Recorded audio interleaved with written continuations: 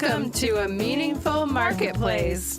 I'm Sarah Masoni from Oregon State University's Food Innovation Center, where I've helped countless dreamers launch their new food products. It's the science of taking a food delight from the kitchen to mass manufacturing and still keeping its great taste. That's what I do. I've been called the woman with the $1 million palate, although I haven't tried to cash that check yet. Listen in weekly for real-life stories. I'm Sarah Marshall, owner of Marshall's Haute Sauce and author of Preservation Pantry, modern canning from root to top and stem to core. I love inspiring business owners to get started on their journey, encourage folks to be part of their local community, and I'm excited to help business owners tell their stories. Hello and welcome to the Meaningful Marketplace. We are here weekly to discuss the journeys of food entrepreneurs. We are glad you've joined us today as we bring you stories of hope and inspiration. This is Sarah Marshall, owner of Marshall's Haute Sauce. I'm Sarah Masoni of Oregon State University's Food Innovation Center. Hi, Sarah Marshall. Hey, Sarah Masoni. We got to spend a lot of time together this week in Las Vegas at the Fancy Food Show. That's right. We were at the Fancy Food Show. Did you have any highlights from the show? Well, I knew you were going to ask me that. And I think the one thing that I heard a lot about at the show was actually mortadella. Oh, was that one of your food trends you noticed was mortadella? Yeah, who had the best mortadella? Mm-hmm. So, everybody has a different opinion about what mortadella should be. But if I think about mortadella, I really think that it needs to be able to be sliced really thinly. Mm-hmm. It should have some even placement of pieces of pork fat and a few pistachios here and there. And it should be just a delight to take a piece of it that's shaved really thinly, and you kind of fold it up and put it in your mouth and chew it. And it's like the best bologna you ever had in your whole life. Did you have a favorite company that I knew you were going to ask that, and the answer is no. But I did probably eat 6 or so different mortadellas when I was there. I tried to get a package of mortadella, and the guy was like, "No, you can't take it yet." Because, the last day there's a lot of bartering. Yeah, last day is when they have to give everything away. But until then, they got to keep it to give to all those potential prospective buyers. But I didn't have much time to walk the show floor. I was mostly busy doing things. And so, from what I could tell, it was a really good show. Yeah, well, I mostly just walked to the floor because I was just there as a participant. And I had a lovely time because I got to meet a lot of the guests from the show in person that, I wouldn't have had the opportunity to meet because we've been talking to people from all over, Wyoming and Montana and Hawaii and all of these people. So It was really nice to be able to do that. And I also got to see a lot of the presentations that you organized. And I just wanted to give you a shout out for organizing all of these wonderful things that support small businesses and especially women-owned businesses. I went with you to the Fancy Food Show in 2019 and there was just a tiny corner. We were up in an individual room. There was maybe just a few of us, five of us or so, and that was really kind of unheard of for us to even be part of the show because everything was such big business at that time.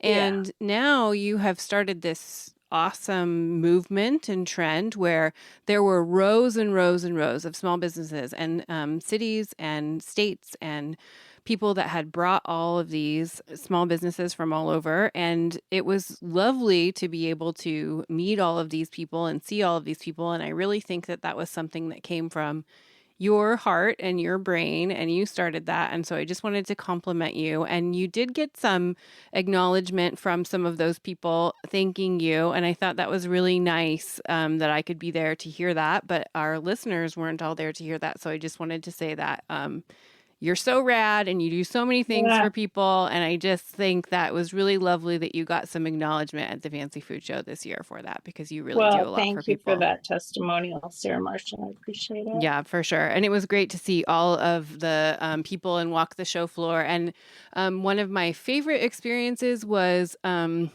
Chris, who moved from Portland to Hawaii to do kind of a version of the Food Innovation Center in Hawaii at the community college.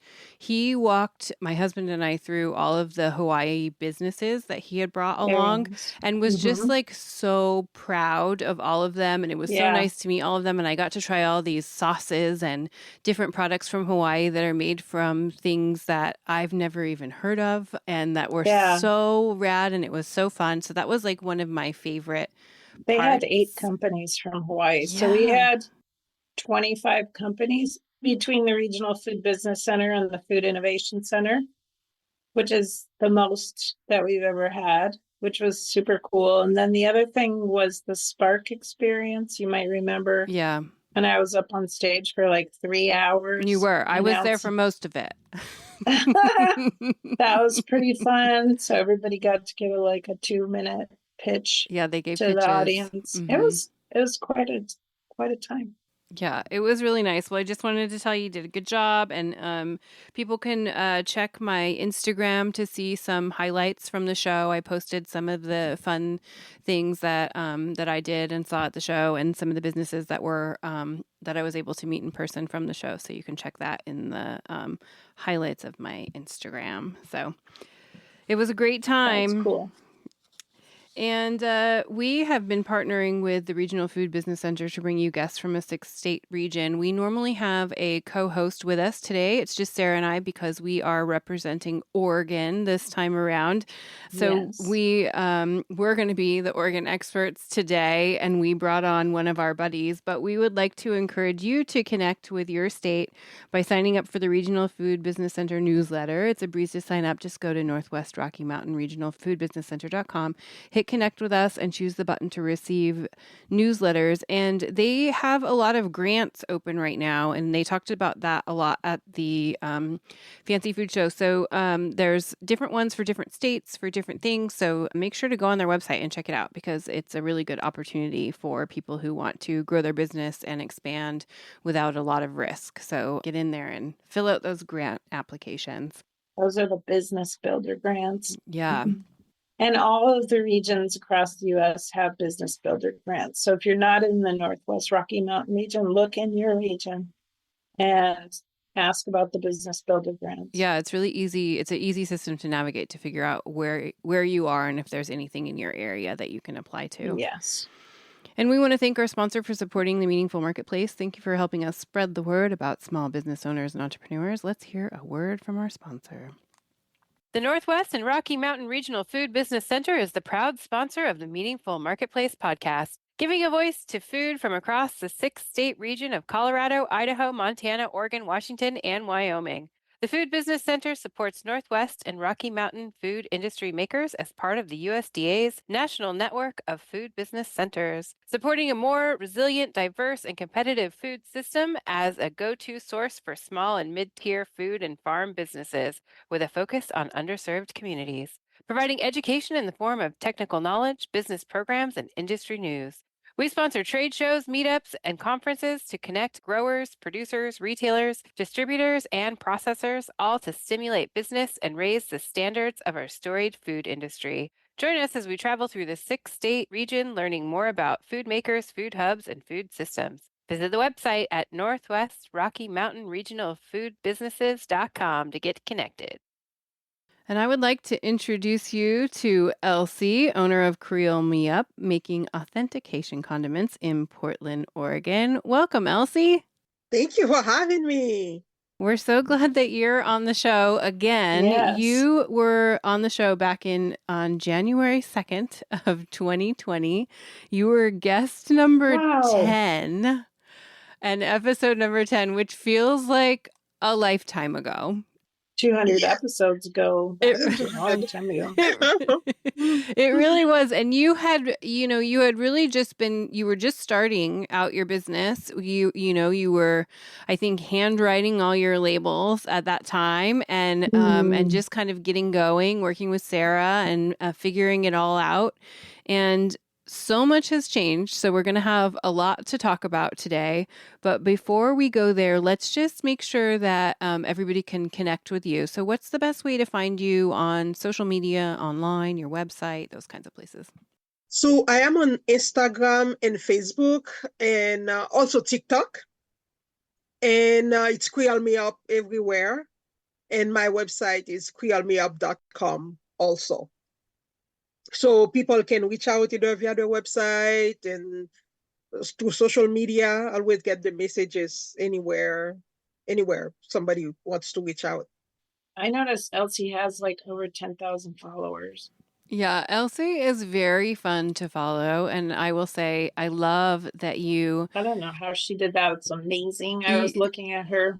I was yeah, like, what? She has like 10,000 followers. you Come always on. teach people things, and it can be all different things. It kind of just depends on what you're feeling. Sometimes you're teaching people how to cook things. Sometimes you're teaching people about a lot of different Haitian proverbs. That's like the stuff that I love. Sometimes you're just teaching people how to dance and have fun, but no matter what, it's really joyful, and I love that so much about you and your Instagram. So I really want to encourage people to bring Elsie into your lives because it is so fun. Learn how to shake Yeah. your bum bum. Oh yeah, the Shake the Bum Bum make so many customers smile at farmers markets, Hmm. and then Mhm. people will just even when they are not trying to buy, but they're like, "Oh, shake the bum bum," and they'll stop and shake their bum and walk away. So it's more like a happy brand. It's like a Hmm. happy.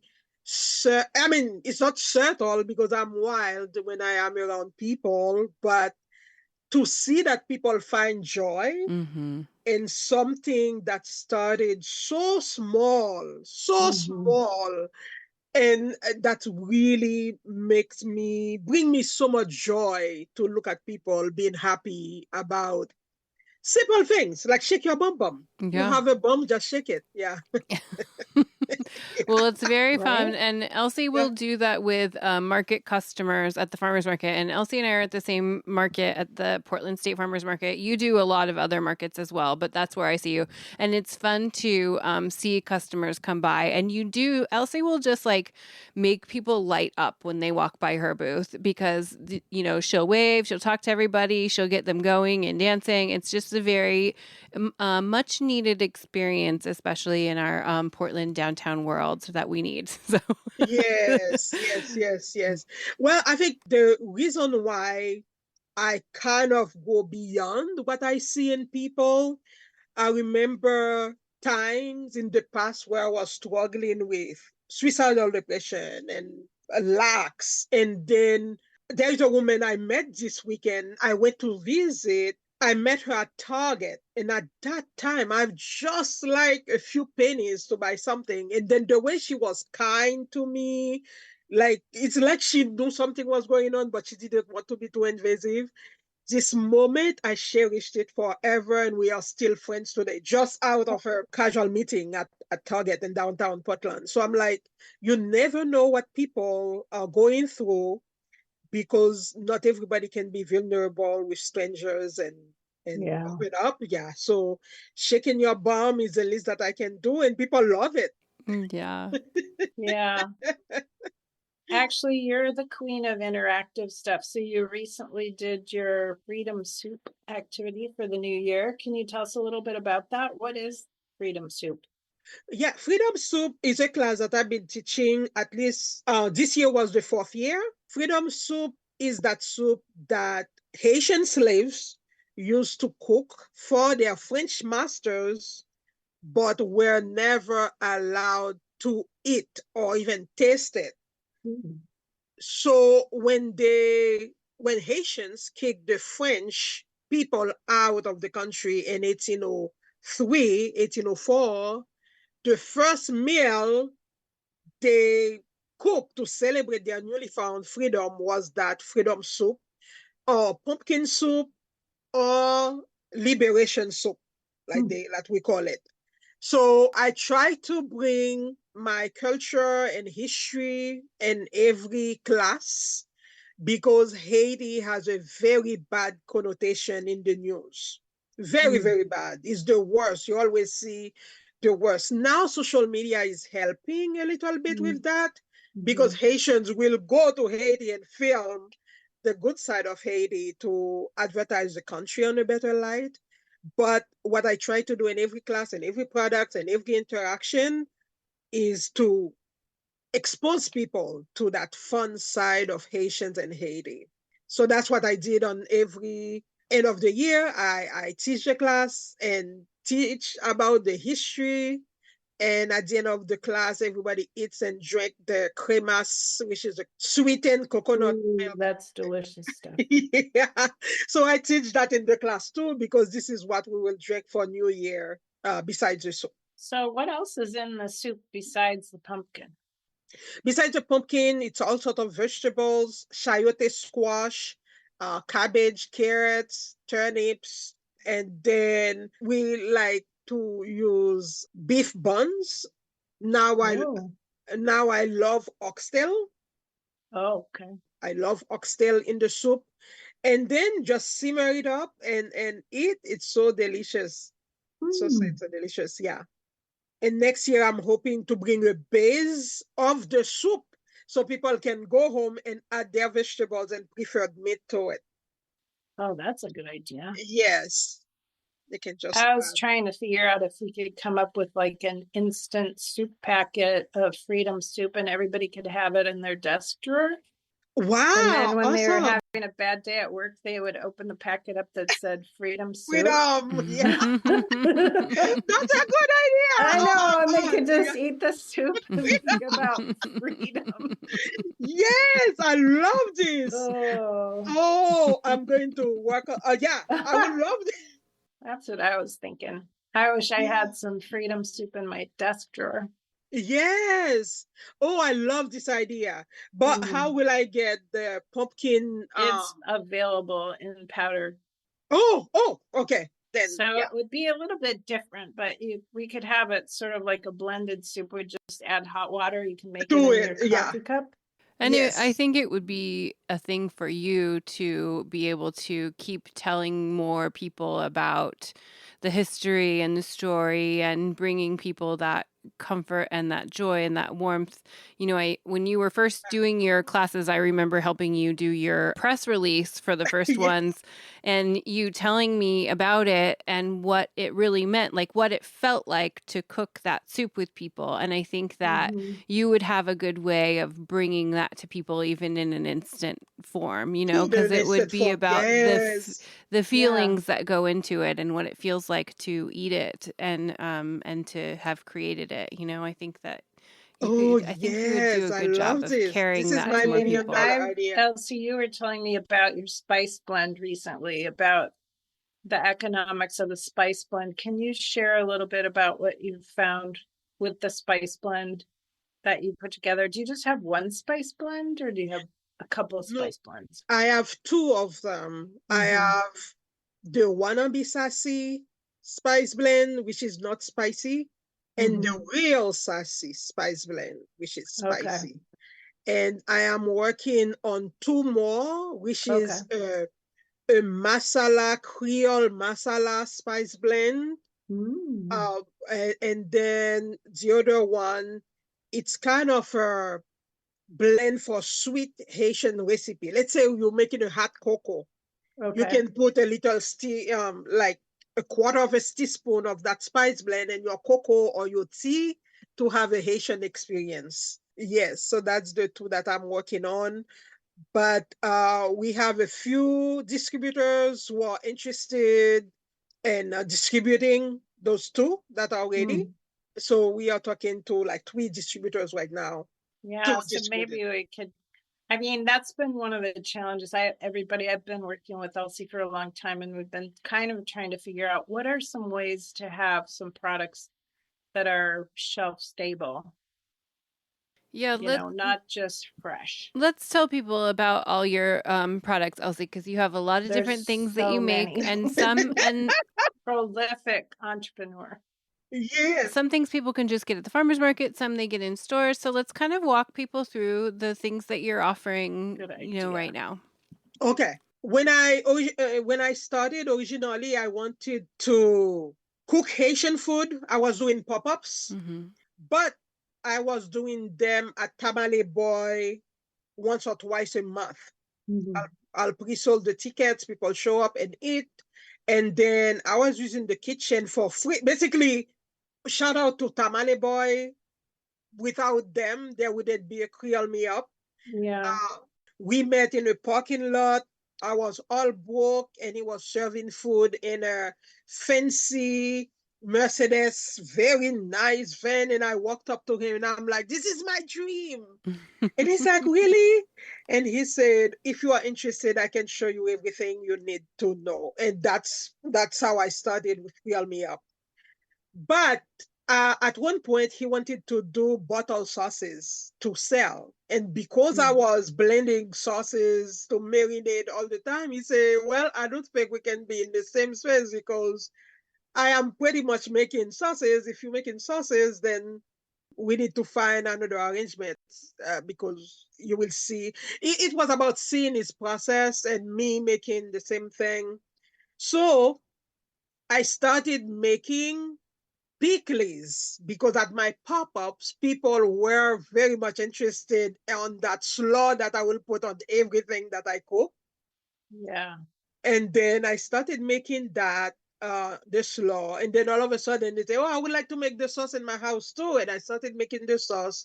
So right now, besides the pickled veggies, I have sauces, I have salad dressings, I have spreads.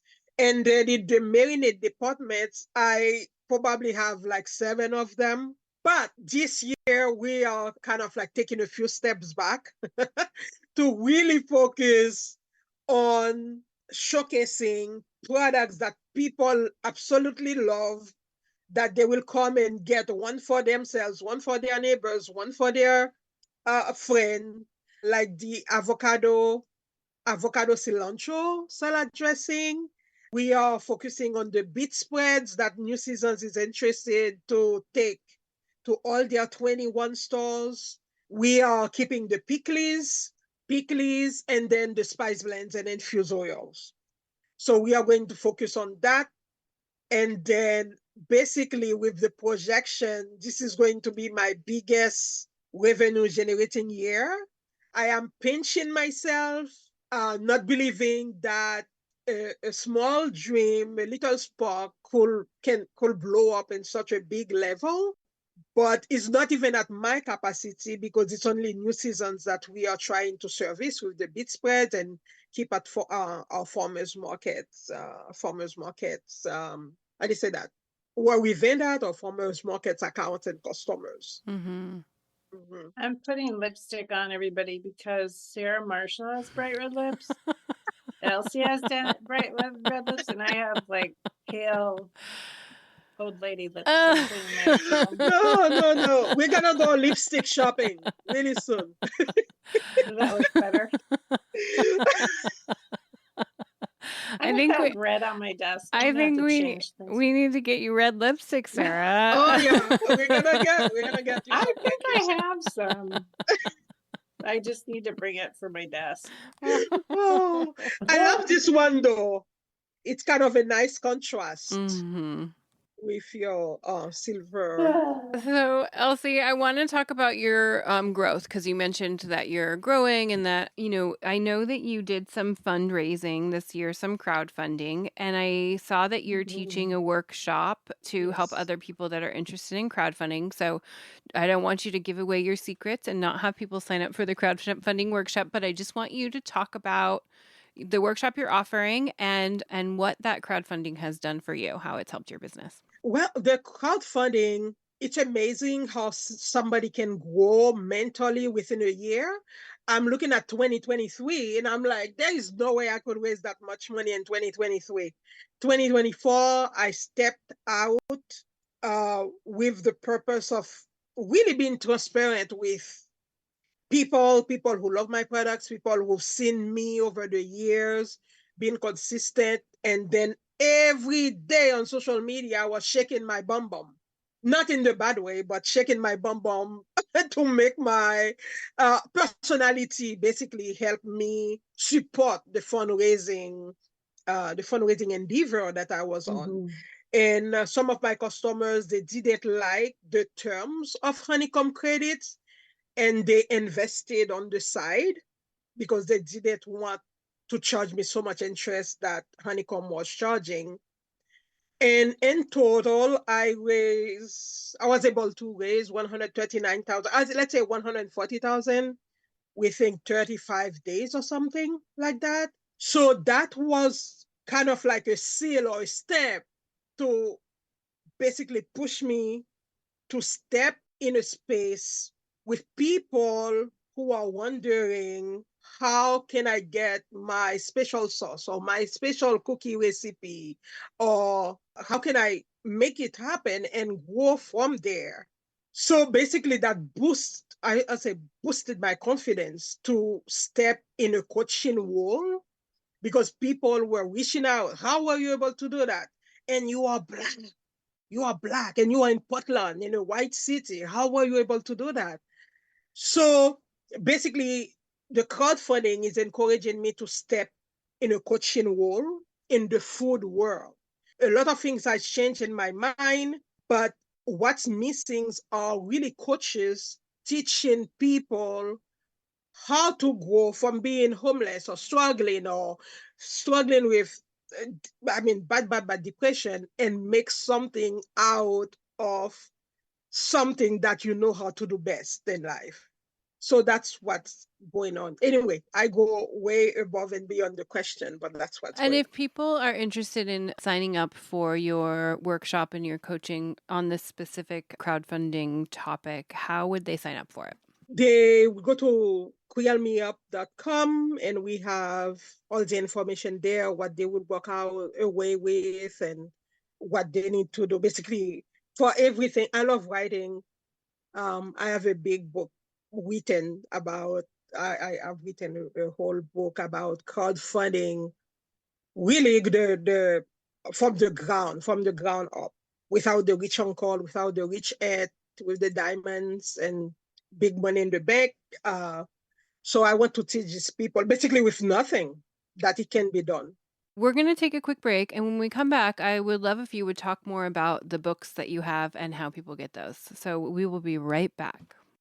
Oregon State University's College of Agricultural Sciences and the Food Innovation Center are proud sponsors of Meaningful Marketplace. With a mission to serve all Oregonians, we are committed to giving voice to those whose food and agricultural stories are not always heard. By providing access and opportunity for a more diverse and just food system, because food brings people together. All right, we're back. Tell us all about it, Elsy. Okay, so I have two e-cookbooks out. The first one is Cooking with My Mother. I was trying to honor her before she passed away, but she passed away without seeing the book. It's about my mother's life and recipes that I used to cook with her and my aunts and my neighbors and my cousins in Haiti while running barefoot in Haiti and chasing chickens that my mom will have us butcher and the chicken will fly away, and me and my little friends, I was probably like 10, 11 years old, chasing the chicken all over the streets, up and down in the ravines. So I talk about all of that, and then I talk about my father as a preacher, and then all the experiences. I wanted somebody to feel what it is like to have been born and raised in Haiti. And some people will come back with their feedback saying that they feel like they are walking the street of Jeremy. And then I have another book that I've written during COVID. It's about transforming what you have in your cupboard and give them a Haitian twist. And then my third book is a paperback book, my first semi-novel about my mom who was raised as a child servant in Haiti. And then I, of course, talk about food too, but not in a recipe format. And then the fourth one that will be out in May 18th for Haitian Flag Day, is all these proverbs that you've seen in social media. I'm putting them in a Oh, book. Yeah. I'm putting them in a book, and then I will you're like a provide. Haitian historian. You should get like a Medal of Honor. At least in Portland. At least in Yeah. Portland. Thank you. Yeah. I'll give you one. Don't worry. And I'll wear it at my farmers markets. Mhm. And then in this one, I am putting all the proverbs and then with their little and life lessons from them. And then I'll provide a link for people to listen to them. I'll be the one pronouncing each and every one of them, so somebody can be learning Creole in their own home, comfort of their living room and home. I cannot wait for my medal. If you're interested in some of the proverbs, you can go to Instagram, and Elsy has a lot of them recorded, and some of them I'm a guest with her. Yeah. Trying to pronounce them. But there was a very long one that you did though, and my sister was like, wow. Yeah, my sister was very impressed. Yeah, so by 6 degrees of separation, I've become famous with Elsy and Haiti. Yeah. And with my nieces and nephews, yes. Yeah. Elsy, your book that is going to come out is available for pre-order, right? Yes. And I just want to tell our listeners how important pre-ordering books is, because it really helps to be able to print books that you want to print and be able to not have so much upfront cost. So pre-ordering is very important to authors, but you don't understand that so much if you're not an author. So Elsy has a book up for pre-order. It would be lovely if people would pre-order it now. It helps her out as an author, so it's up on her website right now. When you came on our show last time, your very first book was up, and I bought that one, the one about your mom, and it's very lovely. Elsy does a great job of mixing stories and recipes and food and culture, and it's just, there's nothing, I mean, everyone will learn something from Elsy's writing, so I really encourage people to order it. Is this one going to be a print version, or will it be like a hard copy, or a hard copy? This one would be a hard copy because I wanted people to have them on their coffee table, on their bedroom tables, and at the doctor's office, to have it right there, because it's a foreign language and exactly what the words mean. Awesome. And then people can show it off. Yeah, they can show it off. They can show it. A beautiful orange color. I think it would be better to have it printed than an ebook. Awesome. And that makes it even more important for pre-orders. So everyone, go visit Creole Me Up and get your pre-orders in for Elsy's book. And then what farmers markets are you at right now in Portland for our local listeners? Where can they find you to come buy stuff from you directly in person? Yes, Portland State, PSU, and then Montevilla, Beaverton, and then this year we are trying to spread our wings to go to Hood River, because there is a nice farmers market in Hood River, but they are very limited in what they can find because everybody just stay in the city to sell.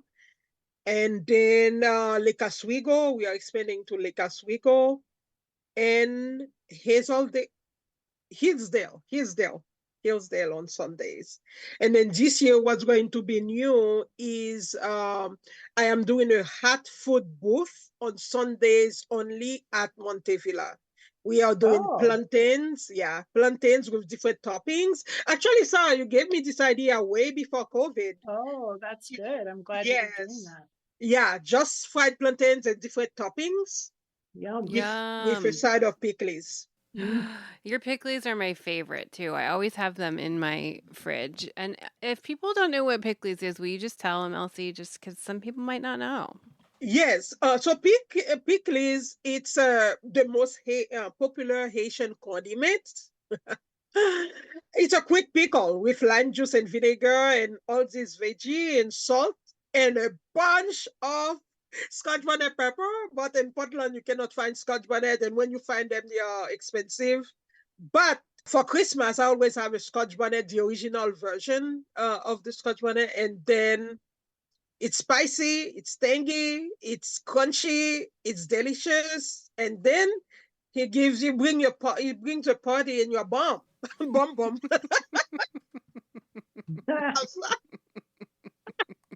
I made hot sauce with Scotch bonnet. Sarah Yeah. Marshall, when I freaked out and my face got all burned, it was from the Scotch bonnets. Yeah. Yeah, you grew those ones, right, Sarah? Yeah, this Yeah. last summer. And when I made this sauce, they had the most hot steam. My whole face and my neck were Oh no. burnt. And Sarah Marshall's like, oh, just use rubbing alcohol. It'll take it right off. And so I just wiped it right off. But Yeah. it was pretty fun. It's pretty hot. Yeah, it's very hot. I have to give you I gave you some of that, Sarah, but I should give some to You give it to Elsy. me. Yeah, you should give it to Elsy. I know I love coming up to Elsy's booth and seeing what fun creations that she has, and I encourage other people to do that as well. Well, unfortunately, ladies, our time for today is done. So, Elsy, I always like to end things by saying, what do you need from your community right now? What do you want the people to know? What I would like the community to know is the fact that I am basically moving to a kitchen for the first time on my own. Yay. I mean, I'm sharing it, but 90% of the space Creole Me Up will be using. And we are trying to make my cooking classes more attractive. So I'm gonna be doing classes at the Creole Me Up kitchen, and I'm going to do a Friday night pickup in terms of dinner Nice. for people. Yes. And then I'm doing a Creole Me Up store for people who cannot get to farmers market in the weekend, that they can pick up products on Thursday night and Friday night. As people pick up the foods, they can pick up product. So what I will need to from my community is to know that I'm bringing different options for them to access my products directly instead of in the store. For the past 8 years, I've been educating. It's like a verbatim, like everybody. How do you use that pickles? How do you use that sauce?